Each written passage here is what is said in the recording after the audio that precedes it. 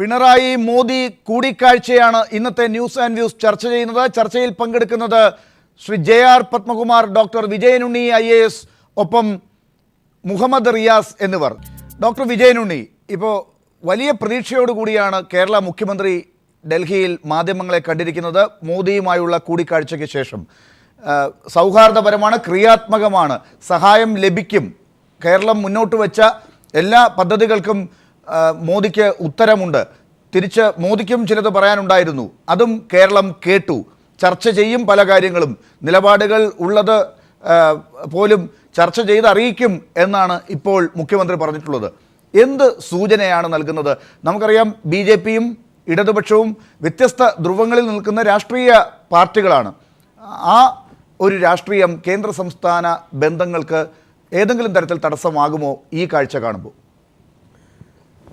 രാഷ്ട്രീയ അടിസ്ഥാനത്തിലുള്ള അഭിപ്രായ വ്യത്യാസം വാസ്തവത്തിൽ അത് ഒരു തരത്തിലും പ്രതിഫലിക്കപ്പെടാതെ ഇരിക്കുകയാണ് രാജ്യത്തിനും സംസ്ഥാനത്തിനും ഉള്ള ജനങ്ങൾക്ക് താല്പര്യത്തിന് ഏറ്റവും അനുകൂലമായിട്ടുള്ളത്. അപ്പോൾ അതിനുള്ള ഒരു വളരെ ശുഭോദർക്കമായിട്ടുള്ള ലക്ഷണങ്ങൾ തന്നെയാണ് പുതിയ കേരളത്തിലെ ഗവൺമെൻറ് അധികാരത്തിൽ വന്നതിന് ശേഷം ആദ്യ ദിവസങ്ങളിൽ മുഖ്യമന്ത്രിയുടെ ഭാഗത്തു നിന്നും ഉണ്ടായിട്ടുള്ളത്. കേന്ദ്ര ഗവൺമെൻറ്റിൻ്റെ ഭാഗത്തു നിന്നും, പ്രത്യേകിച്ച് പ്രധാനമന്ത്രിയുടെ ഭാഗത്തു നിന്നും തന്നെ ഒരു ഇതുപോലുള്ള ഒരു പോസിറ്റീവായിട്ടുള്ള സമീപനം തന്നെയാണ് ഉണ്ടായിട്ടുള്ളതെന്നുള്ളത് ഇന്നത്തെ വിവരങ്ങളിൽ നിന്ന് വ്യക്തമാകുന്നുണ്ട്. വാസ്തവത്തിൽ ഈ ഭരണതലത്തിൽ അത് വളരെ അത്യാവശ്യമാണ്. പ്രത്യേകിച്ചും വ്യത്യസ്തമായ രാഷ്ട്രീയ സംഹിതകളിൽ വിശ്വസിക്കുന്ന കക്ഷികൾ അധികാരത്തിലിരിക്കുന്ന സമയത്ത്, അത് ഇരു ധ്രുവങ്ങളിൽ നിന്ന് തന്നെ പറയാം, നിന്നുകൊണ്ട് പ്രവർത്തിക്കുന്ന കക്ഷികൾ അധികാരത്തിലിരിക്കുന്ന സമയത്ത് തീർച്ചയായിട്ടും അവിടെ വളരെ വലിയ അഭിപ്രായ വ്യത്യാസത്തിനും സ്ഫോടനാത്മകമായിട്ടുള്ള ഇന്നത്തെ ഒരു സ്ഥിതി വിശേഷം ഉണ്ടായിട്ടുള്ളതിന് അങ്ങനെയാണ് നമുക്കെല്ലാവർക്കും അറിയാം. അപ്പോൾ ഒരു ഹീലിംഗ് ടച്ചാണ് ഇപ്പോഴാവശ്യം. വളരെ മത്സരത്തോടു കൂടിയിട്ടുള്ള ഇലക്ഷൻ കഴിഞ്ഞു, അതിൽ ജനവിധി വന്നു. അപ്പോൾ ഇനി വരേണ്ടത് തീർച്ചയായിട്ടും വളരെ സ്റ്റേറ്റ്സ്മാൻ ലൈക്ക് ആയിട്ടുള്ള തീരുമാനങ്ങളാണ് രണ്ട് ഭാഗത്തു നിന്നും വരേണ്ടത്. ഇപ്പോൾ ഇവിടെ കേരളത്തിൽ രണ്ട് കക്ഷികളും ഭരണത്തിലിരിക്കുന്നവരാണ്. ഒരു കക്ഷി കേരളത്തിൽ ഭരിക്കുന്നു, മറ്റേ കക്ഷി കേന്ദ്രത്തിൽ ഭരിക്കുന്നു. അതുകൊണ്ട് തന്നെ ആണ് ഇപ്പോഴത്തെ ഈ നമ്മുടെ ക്രമസമാധാന നിലയിലും പ്രത്യേകിച്ച് രാഷ്ട്രീയമായിട്ടുള്ള അക്രമങ്ങൾ ഉണ്ടാകുന്ന ആ ഒരു പരിസ്ഥിതി ഇന്ന് ഉണ്ടായിരിക്കുന്നത് അതുകൊണ്ടാണ്. പക്ഷെ അത് വാസ്തവത്തിൽ ഒരു ദിവസം പോലും ഇനി നീളാൻ പാടില്ല എന്നുള്ളതാണ് സംസ്ഥാനത്തിലെ ജനങ്ങളുടെ വിശാലമായ താല്പര്യങ്ങൾക്കനുസരിച്ച് സംഭവിക്കേണ്ട ഒരു കാര്യം. അതിനുള്ള ഒരു തുടക്കം ഉടനെ തന്നെ ഉണ്ടാവും എന്നാണ് ജനങ്ങൾ പ്രതീക്ഷിക്കുന്നത്. അത് തീർച്ചയായിട്ടും സംസ്ഥാനത്തിൻ്റെ മുഖ്യമന്ത്രി എന്നുള്ള നിലയ്ക്ക് പാർട്ടിയുടെ കൂടി അധിപനായിട്ടുള്ള നിലയ്ക്ക് കേരള മുഖ്യമന്ത്രിക്ക് സാധിക്കും. കേന്ദ്രത്തിലും അതുപോലെ അധികാരത്തിലിരിക്കുന്ന കക്ഷിയുടെ കേന്ദ്രത്തിലെയോ രാഷ്ട്രീയ അടിസ്ഥാനത്തിലുള്ള സമീപനം എന്തായിരുന്നാലും കേന്ദ്രത്തിലും പ്രധാനമന്ത്രിയുടെ തന്നെ നേതൃത്വം ഉള്ളതുകൊണ്ടും ഒരു രാജ്യതന്ത്രജ്ഞൻ എന്നുള്ള നിലയ്ക്ക് സംസ്ഥാനത്തെ ഒന്നിച്ചു കൊണ്ടുപോകാനുള്ള ഒരു വളരെ സിൻസിയറായിട്ടുള്ള താല്പര്യമുള്ളതുകൊണ്ടും തീർച്ചയായിട്ടും ഇത് രണ്ട് കൂട്ടരും പകുതിക്ക് വെച്ച് കൂട്ടിമുട്ടുകയാണെങ്കിൽ സന്ധിക്കുകയാണെങ്കിൽ തീർച്ചയായിട്ടും നമുക്ക് വളരെ ആശാവഹമായിട്ടുള്ള ഒരു ഇത് ഉണ്ടാവും എന്നാണ് ഞാൻ പ്രതീക്ഷിക്കുന്നത്. ശ്രീ JR പത്മകുമാർ, ഇപ്പോൾ ഡോക്ടർ വിജയനുണ്ണി കരുതിയതുപോലെയുള്ള ഒരു ഭാഷ തന്നെയാണ്, ശരീരഭാഷ തന്നെയാണ് ശ്രീ പിണറായിയിൽ നിന്നും നരേന്ദ്രമോദിയിൽ നിന്നും ഒക്കെ കാണുന്നത്. പക്ഷേ കേരളത്തിൽ തെരഞ്ഞെടുപ്പ് കഴിഞ്ഞ ഘട്ടത്തിൽ ഈ പുതിയ സർക്കാരിലുള്ള പ്രതീക്ഷ ഒട്ടുമില്ലാത്ത രീതിയിൽ നിങ്ങളുടെ പാർട്ടിയുടെ നേതാക്കളൊക്കെ ഡൽഹിയിൽ പോയി പരാതി പറയുകയും പ്രധാനമന്ത്രി ഉൾപ്പെടെയുള്ളവർക്ക് ആ രീതിയിലുള്ള പരാതി അറിയിക്കുകയും ഒക്കെ ചെയ്തതിന് ശേഷം മുഖ്യമന്ത്രി ഡൽഹിയിലെത്തി കേരളത്തിൻ്റെ ഭരണാധിപൻ എന്ന നിലയ്ക്കുള്ള പുതിയ ശൈലിയും തന്ത്രജ്ഞതയും കാണിച്ചു. തിരിച്ച് നരേന്ദ്രമോദിയും അദ്ദേഹത്തിൻ്റെ ശൈലിയിൽ തിരിച്ചുള്ള മറുപടികൾ പറഞ്ഞു. ഈ ഒരു കൂടിക്കാഴ്ച നിങ്ങൾ ഇതുവരെ പറഞ്ഞുകൊണ്ടിരുന്ന രാഷ്ട്രീയത്തിനപ്പുറമുള്ള ഒരു കേന്ദ്ര സർക്കാർ കേരള സംസ്ഥാന ബന്ധത്തെ സൂചിപ്പിക്കുന്നതാണോ? ഞങ്ങൾ പറഞ്ഞതിനപ്പുറമല്ല. ഞങ്ങളെക്കുറിച്ച് ധരിച്ചിരുന്നത് LDFും അതുപോലെ തന്നെ കമ്മ്യൂണിസ്റ്റ് നേതാക്കന്മാരൊക്കെ ധരിച്ചിരുന്നത് ശരിയല്ല എന്നിപ്പോൾ അവർക്ക് ബോധ്യമായി എന്നുള്ളതാണ് അതിൻ്റെ ശരിയായ വിലയിരുത്തൽ. ഞങ്ങളെ സംബന്ധിച്ചിടത്തോളം ഒരു കോപ്പറേറ്റീവ് ഫെഡറലിസം അതിലാണ് വിശ്വാസം. സംസ്ഥാനവും കേന്ദ്രവും യോജിച്ച് പ്രവർത്തിച്ചെങ്കിൽ മാത്രമേ വികസനം ഉണ്ടാവൂ. ഈ മറ്റു സംസ്ഥാനങ്ങളിലെല്ലാം തന്നെ അവിടുത്തെ രാഷ്ട്രീയ കക്ഷികളെല്ലാവരും കൂടി ആ സംസ്ഥാനത്തിൻ്റെ വികസനത്തിന് വേണ്ടി ഒരുമിച്ച് നിൽക്കുന്ന ഒരു രാഷ്ട്രീയ സാഹചര്യമുണ്ട്. ഇവിടെ മാത്രം രാഷ്ട്രീയത്തിൻ്റെ അടിസ്ഥാനത്തിൽ മാറി നിൽക്കുന്നൊരു സാഹചര്യമുണ്ട്. NDA ഗവൺമെൻറ് അധികാരത്തിലിരിക്കുമ്പോൾ കേരളത്തിൽ UDF ഗവൺമെൻറ്റായിരുന്നു. എന്നിട്ട് പോലും നമ്മൾ NDA ഗവൺമെൻറ് ഭാഗത്തുനിന്ന് വളരെയേറെ സഹായങ്ങൾ ചെയ്തിട്ടുണ്ട്. എയിംസ് പോലുള്ള ഒരു സ്ഥാപനം സ്ഥലം ഏറ്റെടുത്ത് കൊടുത്താൽ നടത്താം എന്ന് പറഞ്ഞു. അതുപോലെ അമൃത നഗര പദ്ധതിയിൽ കേരളത്തിലെ ഉൾപ്പെടുത്തിയിട്ടുണ്ടായിരുന്നു. FACTക്ക് 2008 മുതൽ കാത്തിരുന്നതാണ് ഒരു ഫിനാൻഷ്യൽ അസിസ്റ്റൻസ്. അത് അടച്ചുപൂട്ടും എന്നുള്ള വക്കൽ വന്നപ്പോൾ ഇപ്പോൾ 1000 കോടിയുടെ റിന്യൂവൽ പാക്കേജ് അനുവദിച്ചു കൊടുത്തിട്ടുണ്ട്. അതുപോലെ NIT പാലക്കാട് സ്ഥാപിക്കാനുള്ള അവസരം ഉണ്ടാക്കി കൊടുത്തു. അപ്പോൾ അങ്ങനെ ഒരു വിവേചനവും കാണിച്ചിട്ടില്ല. പക്ഷേ തെറ്റിദ്ധാരണ പലർക്കും ഉണ്ടായിട്ടുണ്ട്. അപ്പോൾ ഞങ്ങൾ നേരെ പരാതി പറയുന്നത് ഞങ്ങളുടെ പാർട്ടി എന്നുള്ളതിൽ പാർട്ടി പ്രസിഡന്റിനോടും പാർട്ടി ലീഡേഴ്സിനോടും ആണ് പരാതി പറയുന്നത്. ഇവിടെ ഇപ്പോൾ നമ്മൾ മനസ്സിലാക്കേണ്ടത് CPMൻ്റെ നേതാവ് പിണറായി വിജയൻ BJP നേതാവ് മോഡിയല്ല കണ്ടത്. കേരളത്തിൻ്റെ മുഖ്യമന്ത്രി നമ്മുടെ പ്രധാനമന്ത്രി നരേന്ദ്രമോദിയെയാണ് കണ്ടിട്ടുള്ളത്. അപ്പോൾ ആ രീതിയിൽ തന്നെ അതിനെ ആ മുഖവിലേക്ക് എടുത്തുകൊണ്ട് തന്നെ ഈ സംസ്ഥാനത്തിൻ്റെ വികസനത്തിന് വേണ്ടിയിട്ട് കൂട്ടായ പ്രവർത്തനം ഒരു സംഘർഷത്തിൻ്റെ മേഖലയല്ല, ഒരു സമന്വയത്തിൻ്റെ നമ്മളൊരു പരസ്പരം ഉൾക്കൊള്ളാനും ബഹുമാനിക്കാനുമുള്ള സ്റ്റേറ്റിൻ്റെ കാര്യങ്ങൾ സെൻട്രലും ശ്രദ്ധിക്കും, സെൻട്രലിൻ്റെ കാര്യങ്ങൾ അതുമായി ഈ സ്റ്റേറ്റും സഹകരിച്ചു കഴിഞ്ഞാൽ പൂർണ്ണമായും വികസനം ഉണ്ടാക്കിയെടുക്കാൻ കഴിയുമെന്നുള്ളതിൻ്റെ ഒരു ശുഭ സൂചനയാണ് ഇന്നത്തെ ഈ കൂടിക്കാഴ്ച. എന്നാലും ഒരു കാര്യം കൂടി എനിക്ക് പറയാനുള്ളത്, അദ്ദേഹം മുഖ്യമന്ത്രി എന്നുള്ള നിലയിൽ നിന്ന് അത് കുറച്ച് എപ്പോഴും CPM ലീഡറായി പോകുന്നു എന്നൊരു പരാതിയുണ്ട്. അദ്ദേഹത്തിൻ്റെ അത് ആഭ്യന്തരമന്ത്രിയെ കണ്ടിട്ട് ഇറങ്ങി വന്നിട്ട് പത്രസമ്മേളനത്തിൽ പറഞ്ഞത് നിങ്ങളുടെ ആളുകളും ഞങ്ങളുടെ ആളുകളെയും ഒന്ന് ശരിയാക്കിയാൽ കാര്യങ്ങൾ നടക്കും. അപ്പം ഞങ്ങളെ ആളുകൾ നിങ്ങളെ ആളുകൾ എന്നുള്ള കേന്ദ്ര ആഭ്യന്തരമന്ത്രി എന്നുള്ള ഇന്ത്യയുടെ ആഭ്യന്തരമന്ത്രിയാണ്. പിണറായി വിജയൻ കേരളത്തിൻ്റെ മുഖ്യമന്ത്രിയാണ്. അപ്പോൾ എല്ലാവരും ഈ ജനങ്ങളുടെ സുരക്ഷിതത്വമാണ് ഉറപ്പുവരുത്തേണ്ടത്. അതിന് കൂട്ടായൊരു പ്രവർത്തനം സംസ്ഥാന സെൻട്രൽ സർക്കാരുകൾ കൂട്ടായി എടുക്കണം എന്നുള്ളതാണ് നല്ല ഒരു അപ്രോച്ച്. ശ്രീ മുഹമ്മദ് റിയാസ്, വളരെ കരുതലോടുകൂടി ഉറ്റുനോക്കിയ ഒരു കൂടിക്കാഴ്ചയാണ് നരേന്ദ്രമോദി പിണറായി കൂടിക്കാഴ്ച.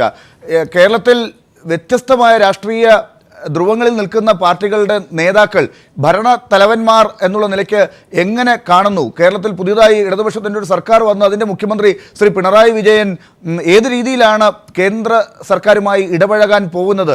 കേരളത്തിൻ്റെ വികസനത്തെ ഇത് ഏത് രീതിയിലാണ് ബാധിക്കുക എന്നൊക്കെ ആശങ്കപ്പെട്ടിരുന്ന ദിവസങ്ങളുണ്ടായിരുന്നു. അതിനൊക്കെ അസ്ഥാനത്താക്കിക്കൊണ്ട് രാഷ്ട്രീയം മറുഭാഗത്താണ്, ഭരണ തലവന്മാർ എന്നുള്ള നിലയ്ക്ക് അതിൻ്റെ രീതി മറ്റൊന്നാണ് എന്ന രീതിയിൽ കേരളത്തിന് ആശങ്കപ്പെടേണ്ടതില്ല എന്ന സൂചനയാണോ ഇന്നിപ്പോൾ കണ്ടത്? അതോ ഇതൊരു ഫോർമൽ ആയ കൂടിക്കാഴ്ചയുടെ ഫലം എന്ന് മാത്രം കണ്ട് ഒഴിവാക്കപ്പെടേണ്ടതുമാണോ?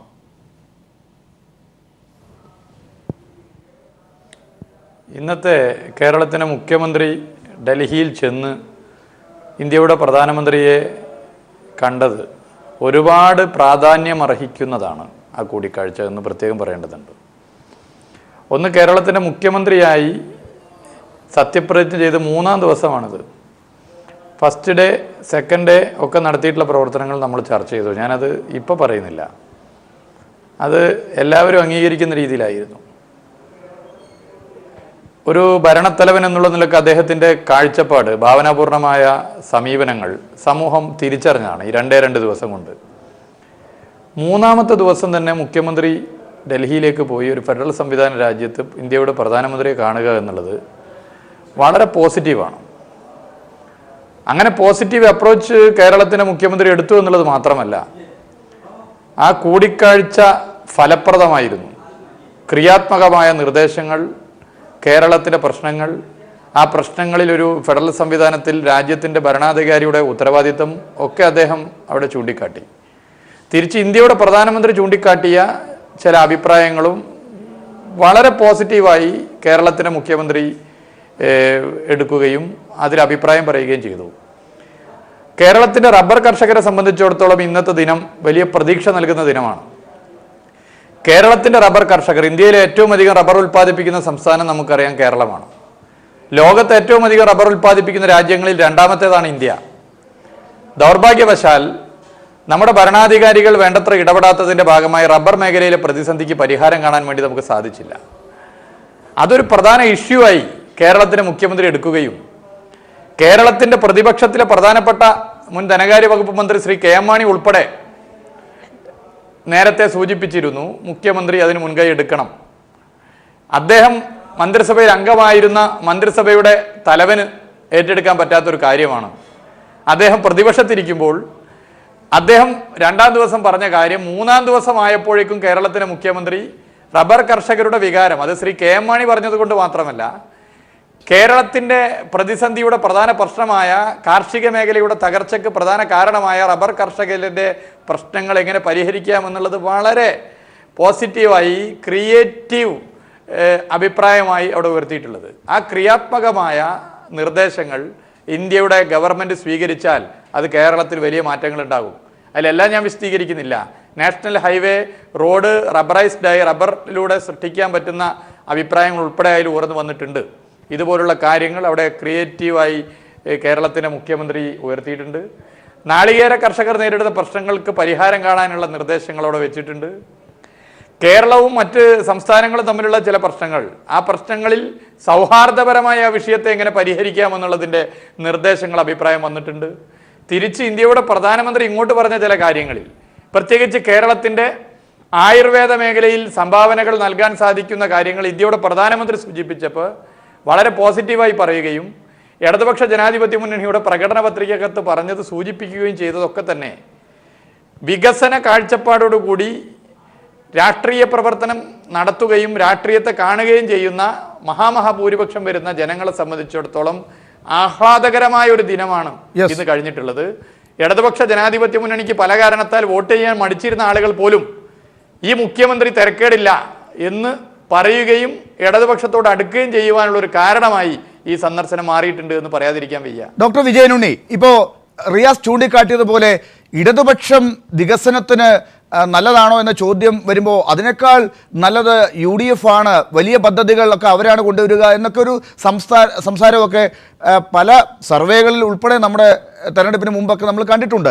പക്ഷെ അതിനെയൊക്കെ മാറ്റുന്ന രീതിയിൽ മുഖ്യമന്ത്രിയായ ദിവസം മുതൽ 3-ന്റെ അന്ന് മുതൽ, അതാണ് ഇപ്പോൾ റിയാസ് ചൂണ്ടിക്കാട്ടിയത്, ദിവസങ്ങൾ പോലും നീണ്ടു നിൽക്കുന്നതിന് തയ്യാറാകാതെ ആരും പിണറായി വിജയൻ എന്നൊരു മുഖ്യമന്ത്രിയിൽ നിന്ന് പ്രതീക്ഷിക്കുന്നതിനപ്പുറമുള്ള ഒരു നടപടി പോലെ പെട്ടെന്ന് ഡൽഹിയിലേക്ക് പോവുക, ഏറ്റവും ആദ്യം ഐസ് ബ്രേക്കിംഗ് ഉണ്ടാകുമോ ഇല്ലയോ എന്ന് ആളുകൾ ഉറ്റുനോക്കിയിരുന്ന കാര്യത്തിൽ തന്നെ പെട്ടെന്നൊരു കൂടിക്കാഴ്ച ഉണ്ടാകുക, പ്രധാനമന്ത്രിയുമായി കാണുക, അമ്പരപ്പിക്കുക എല്ലാവരെയും. ആ രീതിയിൽ അവിടെ ഇനി ഒരു പ്രസക്തി പോലും ഇല്ല ഇനി ഒരു ചർച്ചയ്ക്ക് എന്നുള്ള രീതിയിലേക്ക് കാര്യങ്ങളെ പെട്ടെന്ന് കൊണ്ടുവന്ന ഒരു കാഴ്ചയാണല്ലോ നമ്മളിപ്പോൾ കണ്ടത്. അത് പക്ഷേ ഓരോ പദ്ധതികളിലേക്ക് കടക്കുമ്പോൾ സാമ്പത്തികമാണ് ഏറ്റവും പ്രധാനപ്പെട്ട പ്രശ്നം. കേന്ദ്രം സാമ്പത്തിക സഹായം നൽകേണ്ടതുണ്ട് പല കാര്യങ്ങളിലും. അതൊക്കെ കൃത്യമായി കാര്യങ്ങളായി മെറ്റീരിയലൈസ് ചെയ്യപ്പെടുന്നതിന് ഈ ഒരു പിണറായി വിജയൻ്റെ സന്ദർശനം പ്രത്യേകിച്ച് ഗുണം ചെയ്യുമെന്ന് താങ്കൾ കരുതുന്നുണ്ടോ? ഞാൻ ഇപ്പോൾ ഒരു കാര്യം ഓർത്തു പോവുകയാണ്. മുമ്പ് ഒരു പശ്ചിമ ബംഗാളിലെ ജ്യോതി ബാസു മുഖ്യമന്ത്രിയായിരുന്ന സമയത്ത് ആണ് BJPയുടെ മുൻ ഗവൺമെൻറ് അടൽ ബിഹാരി വാജ്പേയിയുടെ പ്രധാനമന്ത്രിയായിരുന്ന സമയത്തുള്ള ഗവൺമെൻറ് അധികാരത്തിൽ വന്നത്. അന്ന് ഈ ഐഡിയോളജിക്കൽ കോൺഫ്ലിക്റ്റ് എന്തുമാത്രം ഗൗരവതരമായിട്ടാണ് അന്ന് പാർട്ടികളൊക്കെ വീക്ഷിച്ചിരുന്നതെന്നുള്ളത് അന്ന് മുഖ്യമന്ത്രിയായിരുന്ന ജ്യോതി ബാസു വളരെ കാലം പ്രധാനമന്ത്രിയെ നേരിട്ട് ചെന്ന് കാണാൻ വിസമ്മതിക്കുക എന്നുള്ളൊരു അവസ്ഥ ഉണ്ടായി. എത്രയോ നാൾ കഴിഞ്ഞതിന് ശേഷമാണെന്ന് തോന്നുന്നു ആദ്യത്തെ മീറ്റിംഗ് ഒരു സംസ്ഥാന മുഖ്യമന്ത്രിയും പ്രധാനമന്ത്രിയും തമ്മിലുണ്ടായത്. അപ്പോൾ അത് വാസ്തവത്തിൽ അതൊക്കെ നോക്കുമ്പോഴുള്ള സമയത്ത് അങ്ങനെയുള്ള ചരിത്രം നമ്മൾ പിന്തിരിഞ്ഞ് നോക്കുന്ന സമയത്ത് തീർച്ചയായിട്ടും ശ്രീ പിണറായി വിജയൻ വളരെ അധികം മുമ്പോട്ട് പോയിട്ടുണ്ട്. അദ്ദേഹത്തിന് ഒരു രണ്ടാമതൊരു നിമിഷം ആലോചിക്കേണ്ടി വന്നില്ല ഇന്ത്യയുടെ പ്രധാനമന്ത്രിയെ ചെന്ന് കാണുകയും ആശയവിനിമയം നടത്തുകയും ഒരു വ്യക്തിപരമായിട്ടുള്ളൊരു ബന്ധം സ്ഥാപിക്കുകയും ചെയ്യേണ്ടതിൻ്റെ പ്രാധാന്യം മനസ്സിലാക്കാനും അത് ഉടനടി നടപ്പിൽ വരുത്താനുമായിട്ട് ഒരു ദിവസം പോലും താമസിക്കേണ്ടി വന്നില്ല എന്നുള്ളത് ഇപ്പോൾ ആരും പറയേണ്ടി വന്നില്ല എന്നർത്ഥം. അതുതന്നെ ഒരു വളരെ നല്ല കാര്യമാണ് തീർച്ചയായിട്ടും. അപ്പോൾ ഒരു വ്യക്തിപരമായിട്ടുള്ള ഒരു പേഴ്സണൽ റിലേഷൻസിന് വേണ്ടി മാത്രമല്ലല്ലോ ഒരു മുഖ്യമന്ത്രി പ്രധാനമന്ത്രിയെ കാണുന്നതും പ്രധാനമന്ത്രിയുമായിട്ട് നല്ല ബന്ധങ്ങൾ സ്ഥാപിക്കുന്നതും അവർ തമ്മിൽ സുഹൃത്തുക്കളാവാൻ വേണ്ടിയല്ലല്ലോ. സ്വാഭാവികമായിട്ടും സംസ്ഥാനത്തിൻ്റെ വിശാലമായ താല്പര്യങ്ങൾ സംരക്ഷിക്കാൻ വേണ്ടിയാണ്, വികസന പ്രവർത്തനങ്ങൾ മുമ്പോട്ട് കൊണ്ടുപോകാൻ വേണ്ടിയാണ്, കേന്ദ്രവുമായിട്ട് നല്ല ബന്ധങ്ങൾ സ്ഥാപിക്കാൻ വേണ്ടിയാണ്, കേന്ദ്രത്തിൻ്റെ സാമ്പത്തിക സഹായം സംസ്ഥാനത്തിന് അർഹമായ രീതിയിൽ ചോദിച്ച് വാങ്ങാൻ വേണ്ടിയാണ്, മറ്റെല്ലാ തരത്തിലും തീർച്ചയായിട്ടും ഭരിക്കുന്ന പാർട്ടി ആരായാലും കേന്ദ്ര ഗവൺമെൻറ്റിൻ്റെ സ്വാധീനവും ശക്തിയും നിസ്സീമമാണ്, അപരിമയമാണ്. ഒരു സംസ്ഥാന ഗവൺമെൻറ്, പ്രത്യേകിച്ചും കേരളം പോലുള്ള സാമ്പത്തികമായിട്ട് വളരെ ബുദ്ധിമുട്ടുന്ന ചെറിയ സംസ്ഥാനം, തൊഴിലില്ലായ്മയും അതുപോലെയുള്ള കാർഷിക വളർച്ചയും വ്യാവസായികവൽക്കരണത്തിലും എല്ലാം തീർച്ചയായിട്ടും പിന്നോക്കം നിൽക്കുന്നതാണ്. നമ്മൾ കേരള മോഡൽ പറഞ്ഞെങ്കിൽ തന്നെയും വികസനം നടക്കുന്നുണ്ടെങ്കിൽ തന്നെയും പല പല മേഖലകളിൽ ഷോർട്ട് കമ്മിങ്സ് ഉള്ളതുകൊണ്ട് തീർച്ചയായിട്ടും കേരളത്തിന് കേന്ദ്രത്തിൻ്റെ സഹായ സഹകരണങ്ങൾ അത്യാവശ്യമാണ്. പ്രത്യേകിച്ച് പ്രധാനമന്ത്രിയുടെ തലത്തിലുള്ള ഒരു സൗഹൃദവും സഹകരണവും വളരെ അത്യാവശ്യമാണ് എന്നുള്ളത് മനസ്സിലാക്കിക്കൊണ്ട് തന്നെ ആയിരിക്കണം ശ്രീ പിണറായി വിജയൻ മുഖ്യമന്ത്രി എന്നുള്ള നിലയ്ക്ക് തൻ്റെ പാർട്ടിപരമായിട്ടുള്ള കക്ഷി രാഷ്ട്രീയത്തിന് അതീതമായിട്ട് നിന്നുകൊണ്ട് സംസ്ഥാനത്തിൻ്റെ താല്പര്യങ്ങൾക്ക് വേണ്ടി പ്രവർത്തിക്കണമെന്ന് വളരെ വ്യക്തമായിട്ടുള്ളൊരു കാഴ്ചപ്പാടോട് കൂടിയിട്ട് ഇതെല്ലാം ചെയ്തത്. അപ്പോൾ തീർച്ചയായിട്ടും ഇനി വരുന്ന ദിവസങ്ങളിൽ ഇത് പ്രാവർത്തികമാക്കണം, ട്രാൻസ്ലേറ്റ് ചെയ്യണം വികസനത്തിലും ജനങ്ങളുടെ നന്മയിലും എല്ലാമായിട്ട്. അതിനുള്ള ഒരു അന്തരീക്ഷം കേരളത്തിൽ ഉണ്ടായി കഴിഞ്ഞാൽ തന്നെ എനിക്ക് തോന്നുന്നത് ഇനിയിപ്പോൾ ആരുടെ ഭാഗത്താണ് പന്ത് എന്നുള്ളതാണ് താങ്കൾ കരുതുന്നത്? കാരണം ഈ നേരത്തെ പറഞ്ഞതുപോലെ പിണറായി വിജയൻ എല്ലാം ചെയ്യേണ്ടത് ചെയ്തു, പക്ഷേ ഒരു ദിവസം മുൻപേ തന്നെ നീട്ടി എറിഞ്ഞിരിക്കുകയാണ് കാര്യങ്ങൾ എന്ന് പറയുമ്പോൾ ഇനി ആരുടെ ഭാഗത്താണ് കാര്യങ്ങൾ ചെയ്യാനുള്ള അടുത്ത നീക്കം ഉണ്ടാകേണ്ടത്? തീർച്ചയായിട്ടും ഇപ്പോഴേ ശ്രീ നരേന്ദ്രമോദി ഇവിടുത്തെ ഇലക്ഷൻ കഴിഞ്ഞ ഉടനെ അന്നത്തെ ഇലക്ഷൻ അനുസരിച്ച് കേരളത്തിലെ ഇടതുപക്ഷത്തിൻ്റെ നായകനായിട്ട് സങ്കല്പിച്ചിരുന്ന ശ്രീ VS അന്ന് അതിനെ വിളിച്ച് അഭിനന്ദിക്കുകയുണ്ടായി. അത് കഴിഞ്ഞതിന് ശേഷമാണ് ഇവിടുത്തെ ഫോർമലായിട്ടുള്ള തിരഞ്ഞെടുപ്പ് നടക്കുകയും പിണറായി വിജയനെ മുഖ്യമന്ത്രിയായിട്ട് നിശ്ചയിക്കുകയൊക്കെ ചെയ്ത് മുഖ്യമന്ത്രിയായിട്ട് ചാർജ് എടുത്തത്. അപ്പോൾ തന്നെ ശ്രീ മോഡി വീണ്ടും മുഖ്യമന്ത്രിയായി തിരഞ്ഞെടുക്കപ്പെട്ട ശ്രീ പിണറായി വിജയൻ അഭിനന്ദിക്കുകയും, അപ്പോൾ ഇതൊരു ഓൺഗോയിങ് പ്രോസസ്സാണെന്നർത്ഥം. അതിൻ്റെ തുടർച്ചയായിട്ട് മുഖ്യമന്ത്രി ഉടനെ തന്നെ ഡൽഹിയിൽ ചെന്ന് പ്രധാനമന്ത്രി അടക്കമുള്ള ഉന്നത നേതാക്കളെ കാണുകയും ചെയ്തു. അപ്പോൾ തീർച്ചയായിട്ടും ഇതെനിക്കൊന്ന് ഇപ്പോൾ ഗിവ് ആൻഡ് ടേക്ക് നടന്നുകൊണ്ടിരിക്കുകയാണ്. രണ്ട് വശത്തു നിന്നും ആവശ്യമായിട്ടുള്ള മീറ്റിംഗ് ഉണ്ടായിക്കൊണ്ടിരിക്കുന്നുണ്ട്. അത് മുന്നോട്ട് കൊണ്ടുപോവുകയും വേണം. എങ്കിൽ മാത്രമേ ഇത് ഒരു അവസരത്തിലും ഇത് തടസ്സപ്പെടാൻ പാടില്ല. എന്തെങ്കിലും ഇത് തീർച്ചയായിട്ടും ഇതൊക്കെ വളരെ വലിയ കാര്യങ്ങളാണ്. അതുകൊണ്ട് വളരെ വിഘാതമില്ലാതെ മുന്നോട്ട് പോകുന്നു നമ്മൾ പ്രതീക്ഷിക്കരുത്. അത് വളരെ വല്ലാത്തൊരു ഓപ്റ്റിമിസമായിരിക്കും. തീർച്ചയായിട്ടും വളരെ പ്രധാനപ്പെട്ട കാര്യമാണ് ഡോക്ടർ വിജയനുണ്ണി ഇപ്പോൾ ചൂണ്ടിക്കാട്ടിയത്. ശ്രീ JR പത്മകുമാർ, അതാണ് ഗീവ് ആൻഡ് ടേക്ക് നടന്നുകൊണ്ടിരിക്കുകയാണ്. ഇതിൽ തടസ്സങ്ങൾ ഉണ്ടാക്കാൻ പാടില്ല എന്ന് പറയുമ്പോൾ ഈ കേന്ദ്രവുമായുള്ള ബന്ധം നന്നായി പോകണമെങ്കിൽ കൃത്യമായി ഇടപെടേണ്ടത് സംസ്ഥാന സർക്കാർ തന്നെയാണ്. അല്ലാതെ കേന്ദ്രം ഒറ്റയ്ക്ക് വിചാരിച്ചാൽ സംസ്ഥാനത്ത് പദ്ധതികൾ നടപ്പിലാക്കാൻ ബുദ്ധിമുട്ടുണ്ടെന്നുള്ളത് നമുക്കറിയാം. പല പദ്ധതികളും അങ്ങനെ മുടങ്ങിപ്പോയിട്ടുമുണ്ട്. സംസ്ഥാനം മുൻകൈയെടുത്ത് കാര്യങ്ങളുമായി കേന്ദ്രത്തെ സമീപിക്കുമ്പോൾ സംസ്ഥാനത്തിൻ്റെ ഇനിഷ്യേറ്റീവാണ് ചർച്ച ചെയ്യപ്പെടുന്നത്. ഇന്ന് തന്നെ നടന്നതുപോലെ മുഖ്യമന്ത്രി പിണറായി വിജയൻ്റെ ഇനിഷ്യേറ്റീവാണ് പരക്കെ ചർച്ച ചെയ്യപ്പെടുന്നത്. ആ നിലയ്ക്ക് ക്രെഡിറ്റ് ഇവിടെ ഭരിക്കുന്ന സംസ്ഥാനത്തെ മുഖ്യമന്ത്രിക്കും ആ ഗവൺമെൻറ്റിനും പോകുന്നു എന്നുള്ളത് ഇവിടെ തന്നെ ഒരു സ്പേസ് ഉണ്ടാക്കാൻ ശ്രമിക്കുന്ന നിങ്ങളെപ്പോലെയുള്ള ഒരു പാർട്ടിക്ക് അത് ഏത് രീതിയിലാണ് മുന്നോട്ടുള്ള നിങ്ങളുടെ നീക്കങ്ങൾക്ക് സഹായകരമാകുക? നേരത്തെ ഡോക്ടർ വിജയനുണ്ണി പറഞ്ഞതുപോലെ അത് മുന്നോട്ട് കൊണ്ടുപോകാൻ നിങ്ങൾക്കാകുമോ? തീർച്ചയായിട്ടും ആകും. കാരണം ഇത് ഇന്ത്യ ഗവൺമെന്റ് എന്ന് പറയുമ്പോൾ BJP ഭരിക്കുന്ന സ്റ്റേറ്റുകൾക്ക് വേണ്ടി മാത്രമുള്ളതല്ല, ഗവൺമെന്റിന്റെ കാര്യമല്ല. ഞാൻ പറയാം. അപ്പോൾ സ്റ്റേറ്റ് ഗവൺമെന്റിനെ സംബന്ധിച്ചിടത്തോളം ഇപ്പോൾ സെൻട്രൽ ഗവൺമെന്റ് സ്പോൺസേഡ് പ്രോഗ്രാംസ് എല്ലാം ഇതിൻ്റെ നോഡൽ ഏജൻസിയായിട്ട് വരുന്നത് സംസ്ഥാന ഗവൺമെൻറ്റുകളാണ്. ആ സംസ്ഥാന ഗവൺമെൻറ്റുകൾ ഇത് ഞങ്ങളുടെ പദ്ധതിയാണ് എന്ന് മാറ്റിയെടുക്കാനും ഞങ്ങളാണ് ഇതെല്ലാം നടപ്പിലാക്കണമെന്ന് വരുത്താനൊരു ശ്രമം നടത്തിയിട്ടും മറ്റേ ഒരു നന്ദികേട് കാണിക്കുന്ന സമയത്താണ് പലപ്പോഴും അതല്ല ഇതാണ് എന്ന് പറയേണ്ടി വരുന്നത്. അങ്ങനെ വേണ്ട. ഇതിപ്പോൾ ജനങ്ങൾക്ക് വേണ്ടി സെൻട്രൽ ഗവൺമെന്റുകളും സംസ്ഥാന ഗവൺമെന്റ് ആയാലും ഇപ്പോൾ കേരളത്തിൽ നമുക്കറിയാം സ്വാഭാവികമായി അതിന്റെ ക്രെഡിറ്റ് സംസ്ഥാന സർക്കാരിന് പോകുമെന്നുള്ളത് സംസ്ഥാനമാണ് അതിനുവേണ്ടി ഇനിഷ്യേറ്റീവ് എടുത്ത് കേന്ദ്രത്തിലേക്ക് പോവുക, അതിന്റെ പിന്നാലെ ഫോളോ അപ്പ് ചെയ്യുക. അല്ലാതെ കേന്ദ്രം നേരിട്ട് കൊണ്ടുവന്ന് കൊടുത്താൽ പോലും അവരുടെ പദ്ധതി ഇല്ലെങ്കിൽ നിങ്ങൾക്ക് അത് കൊടുക്കാൻ സാധിക്കില്ലല്ലോ. അല്ല, അത് തന്നെയാണ്. അത് ജനങ്ങൾക്ക് എല്ലാവർക്കും അറിയാമല്ലോ എന്താണ് ചെയ്യാൻ. വിഴിഞ്ഞം പദ്ധതി വന്ന മെട്രോ വന്നത്, ഇപ്പോൾ FACTയുടെ കാര്യം വന്ന, ഹൈവേ വരുന്ന സമയത്ത് ഇപ്പോൾ റോഡ് വികസനത്തിന് നമ്മുടെ UDF ഇതിൻ്റെ 2030 വിഷൻ ഡോക്യുമെൻ്റ് അനുസരിച്ച് വെറും 40,000 കോടി രൂപയാണ് അവർ കേന്ദ്ര ഗവൺമെൻറ്റിൻ്റെ ആവശ്യപ്പെട്ടത്. ഇവിടെ ഹൈവേ വികസനത്തിന് വേണ്ടി മാത്രം 33,700 കോടി രൂപ ഇപ്പോൾ കൊടുത്തിട്ടുണ്ട്. അപ്പോൾ കേന്ദ്രവും സംസ്ഥാനവും, ഇത് കേന്ദ്രം വേറെ സംസ്ഥാനം വേറെ എന്നുള്ളതല്ലല്ലോ. അപ്പോൾ ഇത് ഇപ്പോൾ കമ്മ്യൂണിസ്റ്റ് ഗവൺമെൻറ്റിനെ സംബന്ധിച്ചിടത്തോളം ഇപ്പോൾ ഒരു കാതലായൊരു മാറ്റം അവരുടെ അപ്രോച്ചിൽ വന്നിട്ടുണ്ട്. നേരത്തെ സൂചിപ്പിച്ചതുപോലെ പശ്ചിമ ബംഗാളിലെ ജ്യോതി ബാസു അല്ലെങ്കിൽ അതിന് മുമ്പേ ഉണ്ടായിരുന്ന ഗവൺമെൻറ്റുകളെ പോലെ അല്ല. ഇപ്പോൾ തന്നെ മോഡി അധികാരത്തിൽ വന്നതിന് ശേഷം ആദ്യമായിട്ട് ഒരു കമ്മ്യൂണിസ്റ്റ് ഗവൺമെൻറ് ത്രിപുരയിൽ അതിൻ്റെ മന്ത്രിസഭാ യോഗത്തിൽ പ്രധാനമന്ത്രിയെ പങ്കെടുപ്പിച്ചു. നമ്മൾ കേട്ടുകേൾവിയില്ലാത്തൊരു സംഭവമാണ്.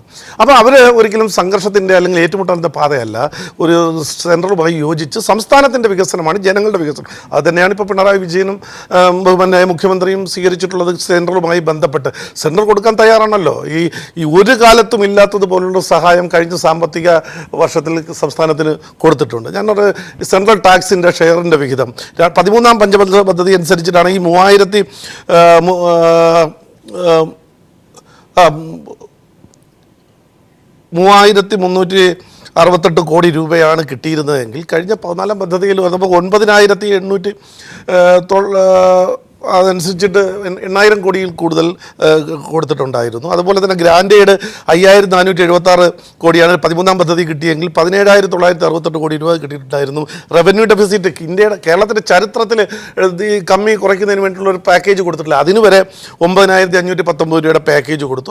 ലോക്കൽ ബോഡീസിന് മുമ്പ് 2732 കോടി രൂപയാണ് കിട്ടിയിട്ടുണ്ടെങ്കിൽ കഴിഞ്ഞ 14 ഈ ഫിനാൻസ് കമ്മീഷൻ്റെ റിപ്പോർട്ട് അനുസരിച്ച് 7683 കോടി രൂപ കൊടുത്തിട്ട് അങ്ങനെ സാമ്പത്തികമായി സഹായിക്കുന്നതിന് വേണ്ടി കഴിഞ്ഞതിനും ചെയ്തിട്ടുണ്ട്. അത് ഇപ്പോൾ കൂടുതൽ സഹായങ്ങൾ സ്റ്റേറ്റിൻ്റെ വെൽഫെയറുമായി ബന്ധപ്പെട്ട് ജനങ്ങളുടെ വെൽഫെയറുമായി ബന്ധപ്പെട്ട് കൂടുതൽ സഹായങ്ങൾ കൊടുക്കാൻ തയ്യാറാവും. അപ്പോൾ അതേപോലെ തന്നെ സെൻട്രൽ സ്കീമുകൾ ഇതിൻ്റെ നോഡൽ ഏജൻസി സംസ്ഥാനം എന്നുള്ള നിലയിൽ സംസ്ഥാനം അത് ക്രിയാത്മകമായി ഉപയോഗിക്കാൻ കഴിയണം. ഇപ്പോൾ തൊഴിലുറപ്പ് പദ്ധതിക്ക് പൈസ വിനിയോഗിച്ച് അതിൻ്റെ യൂട്ടിലൈസേഷൻ കൊടുത്താലേ അടുത്തത് വാങ്ങാൻ കഴിയൂ. അതേപോലെ ഇപ്പോൾ തന്നെ ഇന്നിപ്പോൾ ടി വിയിലെല്ലാം വന്നിട്ട് മീഡിയയിൽ പക്ഷേ അതൊക്കെ സാധാരണ എല്ലാ സംസ്ഥാനങ്ങൾക്കും ഇന്ത്യ ഗവൺമെന്റ് പദ്ധതി എന്ന് പറയുന്നത്. പക്ഷെ അതല്ലാതെ കേരളത്തിൻ്റെതായ ആവശ്യങ്ങൾക്കുള്ള വികസനങ്ങളുടെ പദ്ധതികൾക്ക് ശക്തി പകരുന്ന രീതിയിലുള്ള സഹായം ഏത് രീതിയിലാണല്ലോ നിങ്ങൾ ഉണ്ട്. ഞാൻ ഒരു കാര്യം പറഞ്ഞു, ഇപ്പോൾ തന്നെ എയ്ഡ്സ് കൺട്രോളിന് ഇപ്പോൾ ഇവിടെ അത് ശമ്പളം കൊടുക്കാൻ നിവൃത്തിയില്ല, മെഡിസിൻ കൊടുക്കാൻ നിവൃത്തിയില്ല എന്ന് പറഞ്ഞ് ഇന്നൊരു മീഡിയ ചർച്ച വന്നിട്ടുണ്ട്. എന്താ സംഭവിച്ചത്? കേന്ദ്ര ഫണ്ട് കൊടുത്തിട്ട് അത് ട്രഷറിയിൽ നിക്ഷേപിച്ച് വക മാറ്റി. അപ്പോൾ അതിൻ്റെ പർപ്പസ് പൂർത്തീകരിക്കാൻ കഴിഞ്ഞില്ല. അപ്പോൾ ഇനി അത് പൂർത്തീകരിക്കാതെ അടുത്ത ഫണ്ടിന് എന്നാൽ കിട്ടില്ല. അപ്പോൾ അത് പ്രയോജനപ്പെടുത്തുക. പിന്നെ ഒരു കാര്യം, ഇന്നലെ തന്നെ ഞങ്ങളുടെ NDA ഗവൺമെൻറ്റിൻ്റെ 2ാം വാർഷിക ആഘോഷവുമായി ബന്ധപ്പെട്ട് ഒരു കേന്ദ്രമന്ത്രി കേരളത്തിൽ വന്നപ്പോൾ 4 പദ്ധതികളെ പ്രഖ്യാപിച്ച് സ്റ്റേറ്റ് ഗവൺമെൻറ് അപ്രോച്ച് ചെയ്യുക. ഒന്ന് ഏറ്റവും പ്രധാനപ്പെട്ടതാണ് 150ഓളം ജനറിക് മെഡിസിൻസ്, ക്യാൻസറിനും ഹാർട്ട് അറ്റാക്കിനും ഇതിനൊക്കെയുള്ള മരുന്നുകൾ 30% വിലയ്ക്ക് കൊടുക്കാൻ ജന ഔഷധി പദ്ധതി കേന്ദ്ര ഗവൺമെൻറ് 3000 ഷോപ്പുകൾ തുടങ്ങാൻ തീരുമാനിച്ചിട്ടുണ്ട്. കഴിഞ്ഞ UDF ഗവൺമെൻറ്റിന് അതിന് റിക്വസ്റ്റ് കൊടുത്തതാണ്. അതിന് ഒരു റെസ്പോൺസിബിൾ. ഇന്ത്യയിൽ 16ഓളം സ്റ്റേറ്റുകളിൽ എഗ്രിമെൻറ്റ് വെച്ചിട്ടുണ്ട്. ഇപ്പോൾ കേരളത്തിൽ 200 എണ്ണം കൊടുക്കാമെന്ന് പറഞ്ഞിട്ടുണ്ട്. 30% റേറ്റിൽ കൊടുക്കാൻ തീരുമാനിച്ചിട്ടുണ്ട്. അപ്രോച്ച് ചെയ്താൽ കിട്ടും. അതിനൊരു പ്രശ്നം ഇപ്പോൾ JR പത്മകുമാർ പറഞ്ഞതുപോലെ കേന്ദ്രത്തിന് ഒരുപാട് പദ്ധതികളുണ്ട്. ഇവിടെ തന്നെ വന്ന് മന്ത്രിമാർ പലരും പല കാര്യങ്ങളും കേരളത്തിന് ഓഫർ ചെയ്യുന്നുണ്ട്. അത് നിങ്ങൾ എങ്ങനെ എടുക്കുന്നു എന്നുള്ളതാണ് അവർ ചർച്ച ചെയ്യുന്നത്. അതാണോ മുഖ്യ പരിഗണന, അതോ നമ്മുടെ പദ്ധതികൾ അതിന് മുൻഗണന കൊടുത്തുകൊണ്ട് അത് നടപ്പിലാക്കിയെടുക്കുക എന്നുള്ളതാണോ കൂടുതൽ ശ്രദ്ധിക്കുന്നത്? ഇത് രണ്ടും എങ്ങനെയാണ് കൊണ്ടുപോകാനുള്ള ശ്രമം? പ്രത്യേകിച്ച് പണത്തിൻ്റെ കാര്യം പറഞ്ഞപ്പോൾ ഇപ്പോൾ റെയിൽവേയുടെ കാര്യത്തിൽ ഇന്ന് പ്രധാനമന്ത്രി പറഞ്ഞതായി മുഖ്യമന്ത്രി തന്നെ മാധ്യമങ്ങളോട് സൂചിപ്പിച്ചൊരു കാര്യമുണ്ട്. സ്വകാര്യ പങ്കാളിത്തത്തോടു കൂടിയുള്ള പണം ആലോചിച്ചു കൂടെ എന്ന്. ഇങ്ങനെയൊക്കെയുള്ള കാര്യങ്ങൾ വരുമ്പോൾ എന്തായിരിക്കും തീരുമാനം ഉണ്ടാകുക? ഒന്ന് ഇതിലിപ്പോൾ ഇന്ന് നടന്ന ചർച്ചയിലെല്ലാം തീരുമാനങ്ങളായി വളരെ സുഖകരമായി കാര്യങ്ങൾ പോകും എന്നുള്ളതിൻ്റെ ഭാഗമായിട്ടല്ല ഇന്നത്തെ ചർച്ച പോസിറ്റീവാണ് എന്ന് പറഞ്ഞിട്ടുള്ളത്. ചർച്ചയിൽ പ്രധാനമായും ഒരു മുഖ്യമന്ത്രി സത്യപ്രതിജ്ഞ ചെയ്ത ഉടനെ പോയ കാര്യം ഞാനത് ആവർത്തിക്കുന്നില്ല. കേന്ദ്ര ഗവൺമെൻറ്റിൻ്റെ നിലപാടുകളും നയങ്ങളും 2 വർഷം പൂർത്തീകരിച്ചപ്പോൾ അതിലുള്ള അപാകതകൾ, ജനങ്ങൾക്കുള്ള പ്രതിഷേധങ്ങളൊക്കെ നമ്മൾ ചർച്ച ചെയ്തതാണ്. ഞാൻ ഈ 2 പേരുടെയും സന്ദർശനവുമായി ബന്ധപ്പെട്ട് കേന്ദ്ര ഗവൺമെൻറ്റിൻ്റെ നയത്തിൻ്റെ ഭാഗമായുള്ള പോരായ്മകൾ ചൂണ്ടിക്കാട്ടാൻ ആഗ്രഹിക്കുന്നില്ല. ശ്രീ പത്മകുമാർ ഇവിടെ നിരത്തിയതിനേക്കാളധികം കേന്ദ്ര ഗവൺമെൻറ്റിൻ്റെ ജനവിരുദ്ധ നയങ്ങൾ എത്രത്തോളം നാടിനെ പ്രതിസന്ധിയിലാക്കി എന്നുള്ളത് വേണമെങ്കിൽ എനിക്ക് പറയാം. പക്ഷേ ഇതുപോലൊരു ചർച്ചയിൽ അത് പറയുന്നത് ശരിയല്ല എന്നാണ് എനിക്ക് തോന്നുന്നത്. പകരം റബ്ബർ മേഖല ഉൾപ്പെടെയുള്ള കേരളത്തിൻ്റെ കാർഷിക മേഖലയുടെ പ്രതിസന്ധി പരിഹരിച്ചാൽ അത് കർഷകരെയോ കർഷകരുടെ കുടുംബത്തെയോ മാത്രമല്ല രക്ഷപ്പെടുത്തുന്നത്, ഈ സംസ്ഥാനത്തിൻ്റെ സമ്പദ്ഘടനയിലാകെ തന്നെ മാറ്റം വരുത്തും. അപ്പോൾ കാർഷിക മേഖലയിലെ പ്രതിസന്ധിക്ക് പരിഹാരം കാണണം എന്ന നാടിൻ്റെ വികാരമാണ് അവിടെ അറിയിച്ചത്. ദൗർഭാഗ്യവശാൽ നമ്മുടെ രാജ്യം ഇന്ന് കർഷക ആത്മഹത്യ പെരുകുന്നൊരു രാജ്യമാണ്. അപ്പൊ എങ്ങനെ കാർഷിക മേഖലയിലെ പ്രതിസന്ധിക്ക് പരിഹാരം കാണാമെന്നുള്ളതിന്റെ ബദൽ കൂടി അവിടെ പറയുകയാണ്. റബ്ബർ മേഖലയിലെ പ്രതിസന്ധി, നാളികേര കർഷകരുടെ പ്രശ്നം അതവിടെ സൂചിപ്പിക്കുകയാണ്. കേരളത്തെ ഡിജിറ്റൽ സംസ്ഥാനമാക്കി മാറ്റുന്നതിന്റെ നിർദ്ദേശങ്ങൾ തിരിച്ചിങ്ങോട്ടും അഭിപ്രായങ്ങൾ അവിടെ വരികയാണ്. അപ്പൊ ഇത്തരം ഒരു ഡിസ്കഷൻ നടക്കുന്നു. ആ ഡിസ്കഷൻ ഇനി ചർച്ച ചെയ്യപ്പെടേണ്ടതുണ്ട്. ഇനി അതിനകത്ത് നിലപാടെടുക്കേണ്ടത് ബോൾ ഇപ്പൊ കേന്ദ്ര ഗവൺമെന്റ് കോർട്ടിലാണ്. ഈ പ്രധാനമന്ത്രിയും കേന്ദ്ര ഗവൺമെന്റുമാണ്. ഇവിടെ കേരളത്തിന്റെ മുഖ്യമന്ത്രിയും ഗവൺമെന്റും എടുത്തിട്ടുള്ള പോസിറ്റീവ് സമീപനം ഏവരും അംഗീകരിക്കുന്നത് പോലെ ഇതിനോട് കേന്ദ്ര ഗവൺമെന്റ് എടുക്കുന്ന സമീപനം എന്ത്, അത് പോസിറ്റീവ് ആയിരിക്കുമോ നെഗറ്റീവ് ആയിരിക്കുമോ എന്ന് ഭാവിയിൽ കാണാൻ വേണ്ടി പോകുന്ന കാര്യമാണ്. പോസിറ്റീവായി എടുത്താൽ നമ്മുടെ നാടിന് അത് ഒരുപാട് ഗുണമാണ്. പോസിറ്റീവായി എടുക്കുമെന്നാണ് ഞങ്ങൾ പ്രതീക്ഷിക്കുന്നത്. ഇതിനകത്ത് മറ്റൊരു ചർച്ചക്കും ഞാൻ തയ്യാറല്ല. കേന്ദ്ര ഗവൺമെന്റിന്റെ 2 കൊല്ലത്തെ ഭരണ നയ പ്രയാസങ്ങൾ, സംസ്ഥാന ഗവൺമെന്റും കേന്ദ്ര ഗവൺമെന്റും ഒരുമിച്ച് നിന്നാൽ ചെയ്യാവേണ്ട കാര്യങ്ങൾ, കേരളത്തിന്റെ പല പ്രശ്നങ്ങളിലും എടുക്കേണ്ടിയിരുന്ന സമീപനങ്ങൾ, ഇതൊന്നും ഞാനിപ്പോൾ ചർച്ച ചെയ്യുന്നില്ല, അത് ഉചിതമല്ല. പക്ഷേ ഇപ്പൊ ബോൾ കേന്ദ്ര ഗവൺമെന്റിന്റെ കോർട്ടിലാണെന്നും കേരളത്തിന് മുഖ്യമന്ത്രി എടുത്തിട്ടുള്ള അതേ പോസിറ്റീവ് സമീപനം ഇന്ത്യയുടെ പ്രധാനമന്ത്രിയും എടുക്കുമെന്ന് പ്രതീക്ഷിക്കുന്നു. എടുത്താൽ നമ്മുടെ സംസ്ഥാനം കുതിച്ച് മുന്നോട്ട് പോകും, ഒരു തർക്കമില്ല. ശ്രീ ജെ.ആർ. പത്മകുമാർ, അതിനകത്തൊരു പ്രധാനപ്പെട്ട കാര്യമുണ്ട് റിയാസ് ചൂണ്ടിക്കാട്ടിയ കാര്യത്തിൽ. അതായത് ഇപ്പൊ മുല്ലപ്പെരിയാറിന്റെ പ്രശ്നം വരുന്നു. പ്രധാനമന്ത്രിക്ക് കേരളത്തിന്റെ ഒപ്പം മാത്രം നിൽക്കാൻ സാധിക്കുമോ എന്നുള്ളത് സംശയകരമായിട്ടുള്ള കാര്യമാണ്. അവിടെ കേരളത്തിനൊരു നിലപാടുണ്ട്. ഒരു പുതിയ ഡാം കെട്ടുന്നതിന് യോജിപ്പില്ല, അവിടെ ജലനിരപ്പ് ഉയർത്തുന്നതിനും കേരളം തയ്യാറല്ലെന്ന് മുഖ്യമന്ത്രി വ്യക്തമാക്കി കഴിഞ്ഞു. അവിടെ എന്താണ് മുല്ലപ്പെരിയാറിന്റെ കാര്യത്തിൽ കേന്ദ്രം എടുക്കുന്ന നയം? അതുപോലെ ശബരിമലയിൽ സ്ത്രീകളെ കയറ്റുന്ന കാര്യത്തിൽ നിങ്ങളുടെ പാർട്ടിക്ക് പോലും ഏത് രീതിയിലുള്ള ഒരു നയമാണ് ഉണ്ടാക്കിയെടുക്കാൻ സാധിക്കുക എന്നുള്ളത് തർക്ക വിഷയമാണ്. അങ്ങനെയുള്ള കാര്യങ്ങൾ വരുമ്പോൾ സംസ്ഥാനത്തിന് സർക്കാർ എടുക്കുന്ന നിലപാടിനോട് നിങ്ങൾ ഏത് രീതിയിലാണ് യോജിക്കുക എന്നുള്ളത് ചർച്ചാ വിഷയമാകും. 2 വർഷത്തെ കാര്യം, നരേന്ദ്രമോദി സർക്കാരിൻ്റെ 2 വർഷത്തെ കാര്യം റിയാസ് പറയാൻ ഈ ചർച്ചയിൽ ആഗ്രഹിക്കുന്നില്ലെങ്കിൽ കൂടി ഇന്നത്തെ ദിവസം വല്ലാത്തൊരു ദിവസമാണ്. അങ്ങേക്കറിയാം, ആഘോഷങ്ങൾ നടക്കുകയാണ് ഡൽഹിയിൽ. ക്രമസമാധാന പ്രശ്നത്തിൽ രാജ്യത്ത് മുൻകൈ എടുക്കേണ്ട ഗവൺമെൻറ്റാണ് അങ്ങയുടേത്. പക്ഷേ കഴിഞ്ഞ 2 വർഷം നടന്ന ചർച്ചകൾ എന്താണ്? JNU സംഭവങ്ങൾ, ഹൈദരാബാദിലെ സംഭവങ്ങൾ, അതുപോലെ ദാദ്രിയിലെ സംഭവങ്ങൾ, ഇൻടോളറൻസിൻ്റെ ചർച്ചാ വിഷയം, ബീഫ് വിഷയങ്ങൾ, കർവാപ്പസി, അവാർഡ് വാപ്പസി, ഇതൊക്കെ ഉണ്ടല്ലോ. ഇതൊക്കെ നിങ്ങളുടെ ഒരു നയപരമായ ഒരു ശീലമായി ഒരു സൈഡിൽ കൂടെ പോകുമ്പോൾ ഈ കേന്ദ്ര സംസ്ഥാന ബന്ധങ്ങളുടെ കാര്യത്തിലും അതൊരു തടസ്സമായി വരാൻ സാധ്യതയാകില്ലേ? നിങ്ങൾക്കതിനകത്ത് എന്ത് ചെയ്യാൻ സാധിക്കും? ഈ ചർച്ച നമ്മൾ ആ രീതിയിൽ വഴിതിരിച്ച് പോകാൻ ആഗ്രഹിക്കാത്തത് കൊണ്ടാണ് ഞാൻ നിങ്ങൾ ഈ ഹർബാപ്പസി ഇതൊക്കെ ഒത്തിരി തവണ ചർച്ച ചെയ്തതാണ്. രാത്രി സംഭവത്തിൽ ചാർജ് ഷീറ്റ് കൊടുത്തിട്ടുണ്ട്. അതേപോലെ മറ്റ് കാര്യങ്ങൾ JNUവിലെ പാർട്ടിയുടെ നിലപാടെന്ത്, അല്ലെങ്കിൽ ജനങ്ങളുടെ നിലപാടെന്ത്, അതിനെ പ്രോത്സാഹിപ്പിക്കുന്നവരുടെ നിലപാടെന്ത്, അത് ഇവിടെ ചർച്ച ചെയ്ത് ഈ ഒരു ആരോഗ്യപരമായ ചർച്ചയെ വഴിതിരിച്ച് വിടണ്ടെന്നുള്ളത് കൊണ്ട് ഞാനത്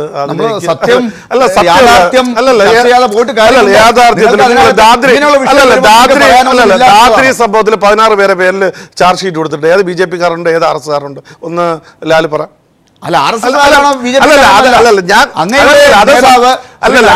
രാജ്യം ഭരിക്കുമ്പോഴാണ് ഇത് നടക്കുന്നത്.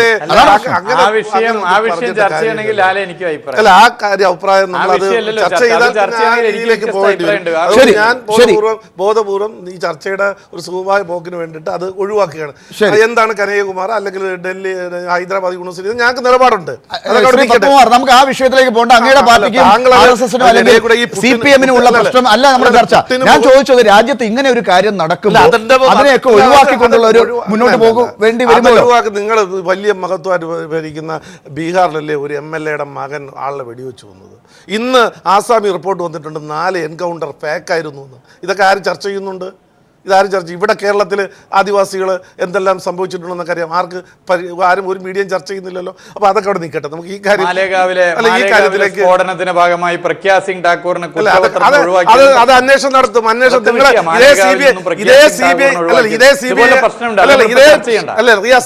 ഇതേ CBI ആണല്ലോ നിങ്ങളുടെ പിണറായി വിജയന് ക്ലീൻ ചിറ്റ് കൊടുത്തത്. അപ്പൊ നിങ്ങൾക്ക് അനുകൂലമായിട്ട് വരുമ്പം ശരിയാണ്, മറ്റത് വരുമ്പോൾ തെറ്റാണെന്ന് പറയുന്നത് എങ്ങനെയാ? അല്ല ഇതേ അന്വേഷണ ഏജൻസികൾ തന്നെയാണ്. അത് CBI അല്ല, അദ്ദേഹത്തിന്റെ ചാർജിൽ ഹേമന്ത് കർക്കാറെ അത് വേറൊരു വിഷയമാണ്. നിരപരാധികളായ ആളുകളെ പ്രതിയാക്കി എന്നുള്ളത് സംബന്ധിച്ച് എന്റെ ചോദ്യം ഇതാണ്, നമുക്ക് സമയത്തിന്റെ കൂടെ പ്രശ്നമുള്ളത്. ഞാനത് വഴിവെച്ച് കൊണ്ടുപോയതല്ല. നിങ്ങൾ ദയവായി പറയുന്ന പ്രശ്നങ്ങളിലേക്കല്ല ഞാൻ ചർച്ച പറഞ്ഞത്. രാജ്യത്ത് കഴിഞ്ഞ 2 വർഷം ഈ ചർച്ച നടന്നതുകൊണ്ട് അത്തരത്തിലുള്ള ചർച്ച ഒഴിവാക്കി എല്ലാവർക്കും സ്വീകാര്യമായ ഒരു പൊതു രീതി ഉണ്ടാക്കിയെടുക്കുന്നതിനുള്ള ഉത്തരവാദിത്വം കേന്ദ്ര സർക്കാരിനോട് ഇല്ലേ? ചർച്ച എന്ന് പറഞ്ഞാൽ അതുവരെ അധികാരത്തിലിരുന്നു അല്ലെങ്കിൽ അതിന്റെ പങ്ക് പറ്റിയിട്ടുള്ളവർ അതിനെ ഒത്താശ ചെയ്ത് കൊടുത്ത ആളുകൾക്ക് അധികാരം നഷ്ടപ്പെടുമ്പോൾ അസഹിഷ്ണുത ഉണ്ടാവും. അതിനവർ പല രീതിയിൽ പ്രചരിപ്പിക്കും. അതിന് മറുപടി പറയേണ്ട, അത് ശരിയാണെന്ന് ജനങ്ങളെ ബോധ്യപ്പെടുത്തേണ്ട ചടങ്ങ് ഞങ്ങൾക്കുണ്ട്, അത് ഞങ്ങൾ ചെയ്യും. അതവിടെ നിൽക്കട്ടെ. താങ്കൾ പറഞ്ഞ പ്രധാനപ്പെട്ട ഒരു വിഷയം ഈ പറഞ്ഞ ശബരിമല ഞങ്ങളെ സംബന്ധിച്ച് ഞങ്ങൾക്കൊരു നിലപാടുണ്ട്. ഇന്ന് തന്നെ ദേവസ്വം മന്ത്രി കടകംപള്ളി സുരേന്ദ്രൻ പറഞ്ഞ എന്താ, ഞങ്ങളുടെ നിലപാട് ഇതാണ്. പക്ഷേ ജനങ്ങളുമായി അത് വിശ്വാസികളും രാഷ്ട്രീയ പാർട്ടികളുമായി ചർച്ച ചെയ്തിട്ട് തീരുമാനമെടുക്കും. ഞങ്ങൾ ശബരിമല ആരെങ്കിലും വനിതകൾ കയറുന്നതിന് ഞങ്ങൾ ആരെങ്കിലും എതിർപ്പ് പറഞ്ഞിട്ടുണ്ടോ? എതിർപ്പ് പറഞ്ഞിട്ടില്ലല്ലോ. ഇന്നലെ നിങ്ങൾ മനസ്സിലാക്കാനുള്ളത്, ഇന്നലെ ഞങ്ങളുടെ ഒരു വിജയ് തരൂർ, അദ്ദേഹത്തിൻ്റെ പേര് ഞാൻ ശരിക്കും തരുൺ വിജയ് ഒരു ക്ഷേത്രത്തിൽ പട്ടികജാതി ആളുകളോടൊപ്പം സമരം ചെയ്ത് കയറാൻ ശ്രമിച്ചപ്പോൾ കോൺഗ്രസിൻ്റെ ആളുകൾ അടിച്ച് ആശുപത്രിയിലാക്കിയിട്ടുണ്ട്. ഇത് നമ്മുടെ നിലപാടാണത്. അപ്പോൾ അതൊക്കെ ഇവിടെ ചർച്ച ചെയ്യേണ്ട കാര്യമില്ല, അതങ്ങനെ ഇരുന്നോട്ടെ. ഇതിനെ സംബന്ധിച്ചിടത്തോളം കേന്ദ്ര ഗവൺമെൻറ്റിനെ സംബന്ധിച്ചിടത്തോളം വ്യക്തമായ നയത്തിൻ്റെ സ്റ്റേറ്റുമായി യോജിച്ച് പോകണം എന്നുള്ള രീതി തന്നെയാണ്. അതിന് സ്റ്റേറ്റ് അനുകൂലം, ഇപ്പോൾ എല്ലാം സെൻട്രൽ ഗവൺമെൻറ്റിൻ്റെ കയ്യിലേക്ക് ഇട്ടു എന്ന് പറഞ്ഞിട്ട് കാര്യമില്ല. സ്റ്റേറ്റ് ഗവൺമെൻറ് അതിൻ്റേതായ ഉത്തരവാദിത്വമുണ്ട്. സെൻട്രൽ ഗവൺമെൻറ്റുമായി യോജിച്ച് പദ്ധതികളുമായി മുന്നോട്ട് പോകുക എന്നുള്ളതേ ഉള്ളൂ. ഡോക്ടർ വിജയനുണ്ണി, ഈ പറയുന്ന പ്രശ്നങ്ങളൊക്കെ നമുക്ക് ഇപ്പോൾ ചർച്ച ചെയ്യേണ്ടതില്ല. ഒരു കാര്യം റിയാസ് നേരത്തെ പറഞ്ഞ കാർഷിക മേഖലയുടെ വികസനത്തിന് വേണ്ടിയിട്ട് ആണ് കുറേ ആവശ്യങ്ങൾ. നല്ല കാര്യം തന്നെയാണ്. ഞങ്ങളും സെൻട്രൽ ഗവൺമെൻറ്റും അത് തന്നെയാണ് ചെയ്യുന്നത്. ഇപ്പോൾ റബ്ബർ 60 വർഷമായി നമ്മൾ അറിയാമല്ലോ, എല്ലാവരും മാറി ഭരിച്ചു. ഏറ്റവും കൂടുതൽ റബ്ബർ ഉൽപ്പാദിപ്പിക്കുന്ന സംസ്ഥാനം. എത്ര റബ്ബർ ഇൻഡസ്ട്രി കേരളത്തിലുണ്ട്? 2 എണ്ണം ഉണ്ട്. 2 3 ഇൻഡസ്ട്രിയാണുള്ളത്. അപ്പോൾ അത് നമുക്കതിന് കാര്യങ്ങൾ ചെയ്യാൻ കഴിയും. ഇപ്പോൾ ഉണ്ടാകുന്നതാണ്. ഡോക്ടർ വിജയനുണ്ണി, ഇപ്പോൾ ഈ പറഞ്ഞ പ്രശ്നങ്ങളൊക്കെ ഇതിൻ്റെ അടിത്തട്ടിലുണ്ട്.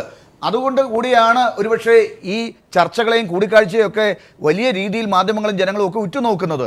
ഇത് ഒരുപക്ഷെ നേരത്തെ താങ്കൾ പറഞ്ഞതുപോലെ പ്രധാനമന്ത്രിയുടെ കയ്യിലാണ്, കേന്ദ്രത്തിൻ്റെ കയ്യിലാണ് ഇപ്പോൾ ബോൾ ഉള്ളത് എന്ന് പറഞ്ഞ ഒരു കാര്യം നോക്കുമ്പോൾ ഇതിനകത്തൊരു മുൻകൈ എടുക്കാനും ഒരുപക്ഷെ ചില കാര്യങ്ങൾ ഒരു പടി മുന്നോട്ട് നിന്നുകൊണ്ട് ക്രിയാത്മകമായി നിറവേറ്റാനുമുള്ള ഉത്തരവാദിത്തം കേന്ദ്ര സർക്കാരിനില്ലേ? അവരുടെ കഴിഞ്ഞ 2 വർഷത്തെ റിപ്പോർട്ട് കാർഡ് ഞാൻ പറഞ്ഞ മേഖലകളിൽ കൂടി പരിശോധിക്കുമ്പോൾ ഇവിടെ ഈ ഏറ്റവും പ്രധാനപ്പെട്ട ഒരു കാര്യം, നമ്മൾ കേരളത്തിൻ്റെ കാര്യങ്ങൾ ആവശ്യപ്പെടുന്ന സമയത്ത് അല്ലെങ്കിൽ കേരളത്തിൻ്റെ താല്പര്യങ്ങളെപ്പറ്റി സംസാരിക്കുമ്പോൾ തീർച്ചയായിട്ടും നമ്മൾ കുറച്ചുകൂടി ഒരു വിശാലമായിട്ടുള്ള കാഴ്ചപ്പാട് വേണം. ഇപ്പോൾ മുല്ലപ്പെരിയാറിൻ്റെ കാര്യത്തിലായാലും മുല്ലപ്പെരിയാറൊക്കെ സുപ്രീം കോടതിയുടെ മുമ്പിലുള്ള ഒരു വിഷയമാണ്. അതുകൊണ്ട് വാസ്തവത്തിൽ അത് സംസ്ഥാനത്തിൻ്റെ ഭാഗം പറഞ്ഞുകൊണ്ടേയിരിക്കാം. ഇപ്പോൾ കഴിഞ്ഞ ഗവൺമെൻറ് ഏറ്റവും അവസാനം ഒരു മുല്ലപ്പെരിയാർ പുതിയ ഡാം കിട്ടാനായിട്ട് 100 കോടി രൂപയാണ് അന്നത്തെ ഉമ്മൻചാണ്ടി ധനകാര്യമന്ത്രിയായിരുന്ന ചാർജുള്ള സമയത്ത് ആ ബജറ്റിൽ 100 കോടി രൂപ മുല്ലപ്പെരിയാർ പുതിയ ഡാം കെട്ടാൻ വേണ്ടി അനുവാദം പോലും എവിടെയില്ല. പക്ഷേ അങ്ങനെ അപ്പോൾ അതൊക്കെ ഒരു ടോക്കൺ ജസ്റ്റിസ് മാത്രമാണെന്നർത്ഥം. അതേസമയത്ത് തമിഴ്നാട് അവരുടെ താല്പര്യങ്ങൾ മുമ്പോട്ട് കൊണ്ടുപോകാനായിട്ട് ശ്രമിക്കും. 152 അടിയാക്കാനായിട്ടുള്ള ശ്രമം അവർ മുന്നോട്ട് കൊണ്ടുപോകും. അപ്പോൾ സുപ്രീം കോടതി ആണ് അതിൽ തീരുമാനം എടുക്കേണ്ടത്. ഭാഗ്യവശാൽ ഈ 2 സംസ്ഥാനങ്ങൾക്ക് വളരെ വാസ്തവത്തിൽ അനുകൂലമായിട്ടുള്ള സാഹചര്യമുണ്ട്. അത് കോടതിക്ക് മുമ്പിലുള്ളൊരു കാര്യമായതുകൊണ്ട് കൂടുതൽ അതിനെപ്പറ്റി ഫൈറ്റ് ചെയ്യേണ്ട ആവശ്യമില്ല. അത് തന്നെയാണ് കേന്ദ്ര ഗവൺമെൻറ്. അപ്പോൾ അതുപോലെ അത്തരം കാര്യങ്ങൾ ഒഴിവാക്കി ഇപ്പോൾ എനിക്ക് ഏറ്റവും പ്രധാനപ്പെട്ടായിട്ട് എനിക്ക് തോന്നുന്നത്, ഇപ്പോൾ പുറത്തു വന്ന ഈ പ്ലാസ്റ്റിക് ഫീൽഡിൽ അനന്ത്കുമാർ വന്ന സമയത്ത് 4 പദ്ധതികൾ അനൗൺസ് ചെയ്യുകയുണ്ടായി. അതിൽ ഏറ്റവും പ്രധാനപ്പെട്ടത് എനിക്ക് തോന്നുന്നത് പ്ലാസ്റ്റിക് മാലിന്യങ്ങൾ സംസ്കരിക്കാനായിട്ട് 100 ഏക്കർ സ്ഥലം ആവശ്യം. 100 അത്രയും വേണ്ട, 10 ഏക്കർ മതി. അത് വാസ്തവത്തിൽ കേരളത്തിൻ്റെ ഏറ്റവും അടിയന്തരമായിട്ടുള്ള ഒരു ആവശ്യമാണ് ഈ പ്ലാസ്റ്റിക് സംസ്കരണം, മാലിന്യ നിർമ്മാർജ്ജനം എന്ന് പറയുന്നത്. വാസ്തവത്തിൽ നമ്മുടെ ഏറ്റവും അങ്ങേയറ്റത്തെ ഒരു ജീവൻ മരണ പോരാട്ടം എന്നുള്ള നിലയ്ക്ക് എടുക്കേണ്ട ഒരു കാര്യമാണ്. അപ്പോൾ അതിന് തന്നെ പ്ലാസ്റ്റിക്കാണ് ഏറ്റവും പ്രശ്നമുണ്ടാക്കുന്ന സംഗതി. ബാക്കിയുള്ളതൊക്കെ ഒരുമാതിരിയൊക്കെ ഹാൻഡിൽ ചെയ്യാമെങ്കിൽ. അപ്പോൾ കഴിഞ്ഞ ഗവൺമെൻറ്റും പിന്നെ നഗരസഭകളും തദ്ദേശ സ്വയംഭരണ സ്ഥാപനങ്ങളുടെ ചുമതലയാണ് മാലിന്യ നിർമ്മാർജ്ജനം ഭരണഘടന അനുസരിച്ച് തന്നെ. പക്ഷേ ഈ രാഷ്ട്രീയമായ അഭിപ്രായ വ്യത്യാസം വെച്ചുകൊണ്ട് തദ്ദേശ സ്ഥാപനങ്ങൾ സംസ്ഥാന ഗവൺമെൻറ്റിനെ കുറ്റം പറയുകയും സംസ്ഥാന ഗവൺമെൻറ് അവരെ കുറ്റം പറയുകയും, പക്ഷേ ഇതിനിടയ്ക്ക് കിടന്ന് ജനങ്ങൾ തന്നെയാണ് വാസ്തവത്തിൽ ഇതിൻ്റെ എല്ലാ ദുഷ്ഫലങ്ങളും അനുഭവിക്കുന്നതും. നമ്മൾ വാസ്തവത്തിൽ ഇവിടുത്തെ മാലിന്യത്തിൽ മുങ്ങിത്താണുകൊണ്ടിരിക്കുകയാണ്.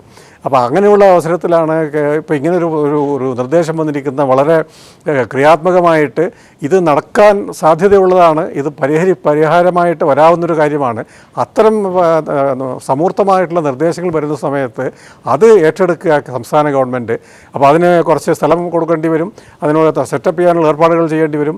അത് ചെയ്ത് ഒരു കോൺക്രീറ്റ് ആയിട്ടുള്ള ഒരു നേട്ടമായിട്ട് ജനങ്ങളുടെ മുമ്പിൽ അവതരിപ്പിക്കാൻ പറ്റുകയാണെങ്കിൽ അത് തീർച്ചയായിട്ടും അത് കേന്ദ്ര ഗവൺമെൻറ്റും സംസ്ഥാന ഗവൺമെൻറ്റും ഒന്നിച്ച് തോളോട് തോൾ ചേർന്ന് നിന്നുകൊണ്ട് ഏറ്റവും അവസാനം ശ്രീ മുഹമ്മദ് റിയാസ്, എന്തായാലും സംസ്ഥാനത്തിന് കൂടി വലിയ ഉത്തരവാദിത്തമുണ്ടെന്ന് നേരത്തെ ശ്രീ ജെ ആർ പത്മകുമാർ കൂടി പറഞ്ഞ സ്ഥിതിക്ക് രാഷ്ട്രീയം ഒരു വിഷയമല്ലാതാകും, അത് അതിൻ്റെ വഴിക്ക് പോവുകയും സംസ്ഥാന സർക്കാർ ഇന്ന് പിണറായി വിജയൻ കാണിച്ച ആ ഒരു വലിയ രീതിയിലുള്ള മാറ്റത്തിൻ്റെ ഒരു ഭാഷ മുന്നിൽ വച്ചുകൊണ്ടുള്ള നീക്കങ്ങൾ തന്നെയായിരിക്കും തുടർന്നുള്ള ദിവസങ്ങൾ നടത്തുക എന്ന് പ്രതീക്ഷിക്കാമോ? തീർച്ചയായിട്ടും കേരളത്തിൻ്റെ മുഖ്യമന്ത്രി എന്നുള്ള നിലയിൽ ഈ 3 ദിവസത്തിനുള്ളിൽ എടുത്തിട്ടുള്ള കാര്യം, സഖാവ് പിണറായി വിജയൻ കേരളം കണ്ട ഏറ്റവും നല്ല മുഖ്യമന്ത്രിമാരിൽ ഒരാളായി മാറും എന്ന ഡിസ്കഷൻ സമൂഹത്തിൽ നടക്കുന്നുണ്ട്. വളരെ പോസിറ്റീവായിട്ടാണ് ഞാൻ പറയുന്നത്, വേറെ രീതിയിലല്ല. ഈ 3 ദിവസത്തെ സ്റ്റെപ്പുകൾ, അതുമാത്രമല്ല ഈ വോട്ടെണ്ണിയതിന് ശേഷം സത്യപ്രതിജ്ഞയ്ക്കിടയിൽ നിയുക്ത മുഖ്യമന്ത്രി എന്നുള്ള നിലയിൽ അദ്ദേഹം എടുത്തിരുന്ന നിലപാട്, അത് മുന്നണിയുടെ തീരുമാനത്തിൻ്റെ ഭാഗമായിട്ടുള്ള സമീപനം, അത് ഒന്ന് മന്ത്രിമാരുടെ എണ്ണം വെട്ടിക്കുറച്ചത്, മന്ത്രിമാരുടെ സ്റ്റാഫിൻ്റെ എണ്ണം വെട്ടിക്കുറച്ചത്, മന്ദിരങ്ങളുടെ മോടി പിടിപ്പിക്കുന്നതിൻ്റെ ദൂർത്തൊഴിവാക്കാനുള്ള നിലപാട്, 2 വനിതാ മന്ത്രിമാരെ കേരളത്തിൻ്റെ ചരിത്രത്തിൽ ആദ്യമായി കൊണ്ടുവന്നത്, 2 പേർ പോരാ എന്നുള്ള അഭിപ്രായമാണ് ഞങ്ങൾക്ക്, പക്ഷേ ചരിത്രത്തിൽ ആദ്യമായി 2ആക്കി ഉയർത്തുന്ന നിലപാട് കൈക്കൊണ്ടത്, ഇങ്ങനെയുള്ള ഒട്ടേറെ തീരുമാനങ്ങൾ കൈക്കൊണ്ടു. അതോടൊപ്പം അഴിമതിക്കെതിരെ സന്ധിയില്ലാത്ത പോരാട്ടത്തിന് തയ്യാറാണ് എന്ന് തോന്നുന്ന രീതിയിലേക്ക് അവതാരങ്ങളെക്കുറിച്ചും സിൽബന്ദികളെക്കുറിച്ചും ഓർമ്മപ്പെടുത്തിയത്. ഇതൊക്കെ ജനത്തിന് ഇഷ്ടപ്പെടുന്നു. ജനം ആഗ്രഹിക്കുന്നത് എന്താ? ജനം ആഗ്രഹിക്കുന്നത് ഏത് ഗവൺമെൻറ് ആയിക്കോട്ടെ, ഏത് രാഷ്ട്രീയ പ്രസ്ഥാനം ആയിക്കോട്ടെ, മന്ത്രിമാരായാൽ അധികാരസ്ഥാനത്തെത്തിയാൽ അഹങ്കാരം പിടിപെടുന്ന ഒരു രീതി നമ്മൾ മുമ്പ് കാണുന്നു. സിൽബന്ദികൾ, മധ്യവർത്തികൾ, ഏജന്റുമാർ ഇവർ കടന്നു വരുന്നു. ഇതിനെതിരെ തൻ്റെ മന്ത്രിസഭയിലെ മന്ത്രിമാർ സ്വന്തം മനസ്സിൽ ഉജ്ജ്വലമായ പോരാട്ടം നടത്തണമെന്നുള്ള ആഹ്വാനം. സമയത്തിന്റെ പരിമിതി കൊണ്ട് മാത്രം ഞാൻ ഇടപെടുകയാണ്, ദയവായി ക്ഷമിക്കുക ശ്രീ മുഹമ്മദ് റിയാസ്. എന്തായാലും ഈ രീതിയിലൊരു പേര് സംസ്ഥാന മുഖ്യമന്ത്രി ഉണ്ടാക്കിക്കൊണ്ടിരിക്കുന്നു എന്നാണ് മുഹമ്മദ് റിയാസ് പറയുന്നത്. അത് തന്നെ ആകുമോ BJPയും ഉറ്റുനോക്കുന്നത്? ആ കാര്യത്തിൽ ജെ ആർ പത്മകുമാർ മറുപടി ഉണ്ടാകും. പക്ഷേ സമയത്തിൻ്റെ പരിമിതി കൊണ്ട് ഞാൻ ഇടപെടുകയാണ്. വളരെ നന്ദി ചർച്ചയിൽ പങ്കെടുത്തതിന് ശ്രീ പത്മകുമാർ, ശ്രീ മുഹമ്മദ് റിയാസ്, ഡോക്ടർ വിജയ്.